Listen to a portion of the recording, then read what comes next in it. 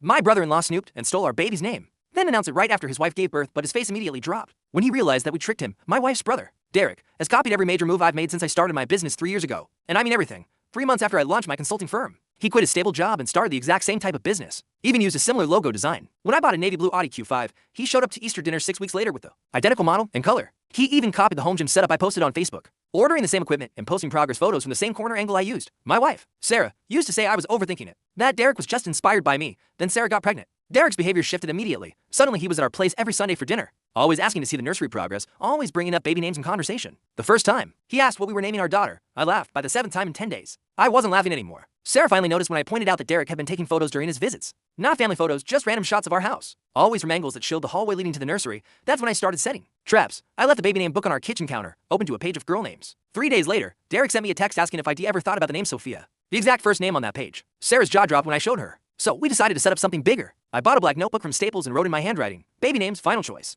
Then in bold and clear letters, Harper, Rose.Bennett.Lovett, due March 20th. I dated it, added notes about why we chose it, made it look completely real. Then I left it on the changing table in the nursery, in plain view. That Sunday, Derek came over for dinner. He said he needed to grab something from his car, but I watched him head upstairs instead. He was gone for 9 minutes. When he came back, his whole demeanor had changed. Confident, almost excited. 5 days later, Derek gathered the family to make an announcement. He and his wife, Michelle, were pregnant for months along, due February 6th, exactly 6 weeks before us. I knew exactly what was coming next. The following weeks were strange. Derek stopped asking about baby names and barely visited, but he seemed happy, really happy. Sarah's mom even mentioned how prepared he seemed, how he'd already bought everything and kept talking about having a perfect name picked out. I kept quiet. I just waited. Michelle went into labor on a Wednesday morning, right on her due date. Sarah's parents called us from the hospital that afternoon. Everything went great. Healthy baby girl. We visited Friday evening. The moment we walked in, I saw it in his face. Derek was holding his daughter, but his eyes were locked on the doorway, waiting for us. The second we got close, he announced his daughter's name loud enough for everyone in the maternity ward to hear. He wasn't looking at Michelle. He wasn't looking at the baby. He was staring directly at me, waiting. I smiled wide. Derek, that's beautiful. Man, really beautiful. His smile grew huge, triumphant.